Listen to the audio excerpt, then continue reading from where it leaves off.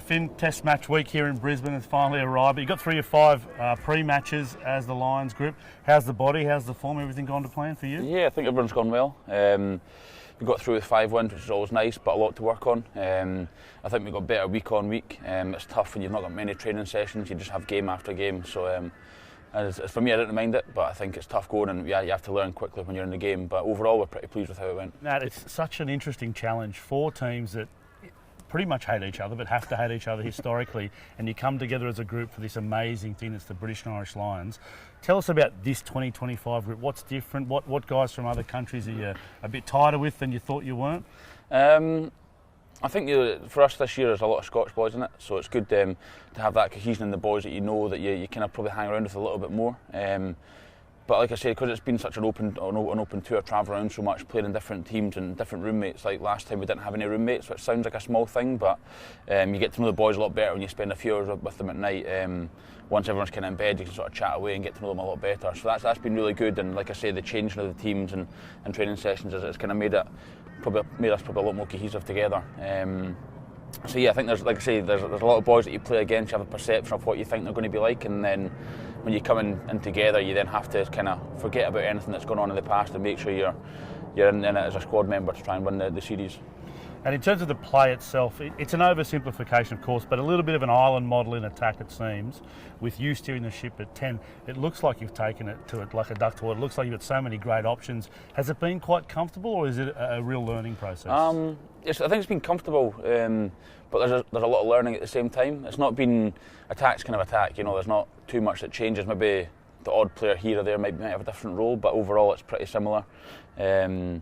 And like you say, it's similar to the Ireland attack system, but with a few different players, different individuals there. So I think that's been good. I think a lot of the Irish boys know the system in and out, but having different players running it slightly differently has made an impact into that and how we're attacking. I think the game on Saturday there, that was one of the best that the boys have played. The attack was flying. So I think that was really pleasing to see it all kind of coming together with new boys playing every week.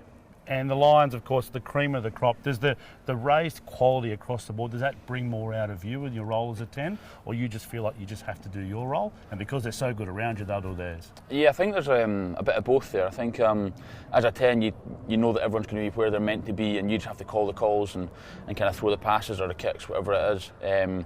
But you've got a lot of trust in the players that you're playing with, that you're training with, that they're going to know their roles, and you don't have to. You still got to drive the team, but you don't have to drive it as much as club or country. Sort of, like you say, it's meant to be the cream of the crop, the best of the best here. So I think for us, it's kind of just making sure you know your role and trusting that everyone else around you is going to know theirs. So as a 10, it's perfect. Like you just have to think about your role, knowing that everyone else is going to be where they're meant to be.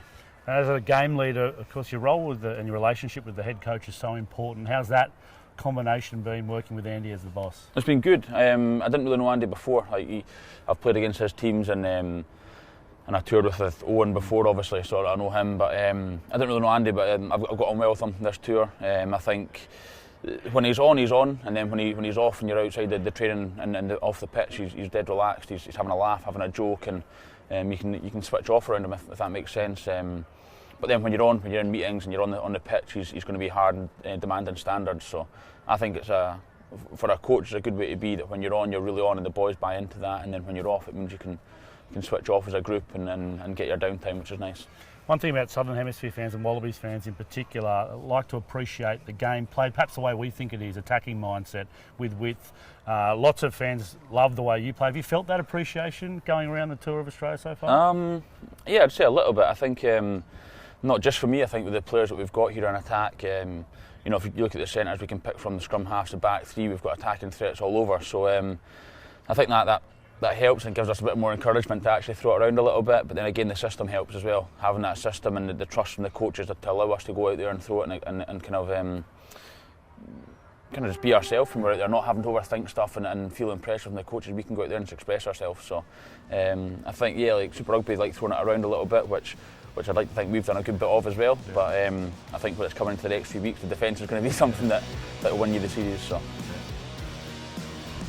Big statement for the Lions. Now we cast our eyes across the Wallabies.